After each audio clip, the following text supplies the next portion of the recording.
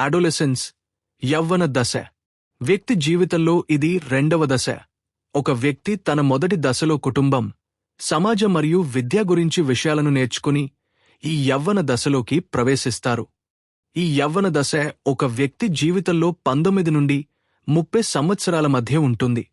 ఈ దశలో ఒక వ్యక్తి తన జీవితంకు కావలసిన ప్రేమ, లవ్, ఉద్యోగం, జాబ్ ను తన జీవిత లక్ష్యాలుగా అధికంగా కలిగి ఉంటారు.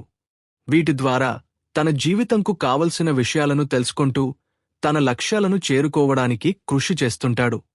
ఈ దశలోని వ్యక్తులు తనను ప్రేమించే జీవిత భాగస్వామి కొరకు మరియు తనకు నచ్చిన ఉద్యోగం లేదా వృత్తిని కలిగి ఉండేలా జీవిత లక్ష్యాలను అధికంగా ఏర్పరుచుకుంటారు.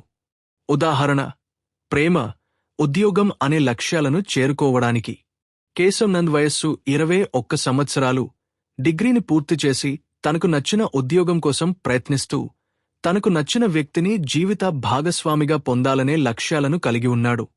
కేశవ్ నంద్ తాను ఏర్పరుచుకున్న లక్ష్యాలను సాధించుటకు అవసరమైన అన్ని విధాలుగా కృషి చేస్తూ అనుకున్న సమయంలోపు లక్ష్యాలను పూర్తి చేయదలచాడు. కేశవ్ నంద్ కోరుకున్న ఉద్యోగంను పొందేందుకు కావాల్సిన నైపుణ్యం, జ్ఞానంను అభివృద్ధి చేసుకుంటూ కోరుకున్న ఉద్యోగంను పొందాడు. కేశవ్ నంద్ కోరుకున్న ఉద్యోగంను పొందుటచేత కుటుంబంకు కావాల్సిన ఆర్థిక సహాయంను చేయడం ద్వారా తన కుటుంబం కూడా ఆర్థికంగా బాగా అభివృద్ధి చెందినది. కేశవ్ నంద్ ప్రేమించి ఇష్టపడిన వ్యక్తిని జీవిత భాగస్వామిగా పొందుట కొరకు తన కుటుంబ సభ్యులకు చెప్పడం ద్వారా వారు కూడా అందుకు అంగీకరించి కేశవ్ నంద్కు ఇష్టమైన వ్యక్తిని భాగస్వామిగా అంగీకరించారు. దీనితో కేశవ్ నంద్ తనకు ఇష్టం అయిన ఉద్యోగం చేసుకుంటూ తాను ప్రేమించిన వ్యక్తిని జీవిత భాగస్వామిగా పొంది తన జీవితంను సంతోషంగా గడుపుతున్నాడు. ఈ యవ్వన దశలో ఉన్న వ్యక్తులు ప్రేమ, ఉద్యోగం అనే విషయాలలో విఫలం చెందినప్పుడు లేదా విఫలం చెందినట్లు భావించిన తరువాత రోజు ఉదయం నుండి నీ జీవిత లక్ష్యం విఫలం కావడానికి గల కారణాలను తెలుసుకుంటూ ఎందుకు విఫలం అయ్యానో అనే విషయాలను అన్వేషిస్తూ మరలా నీ జీవితంను కొత్త లక్ష్యాలు, ఆశయాలతో క్రోడీకరించి మరలా నీ జీవితంను కొనసాగించాలి.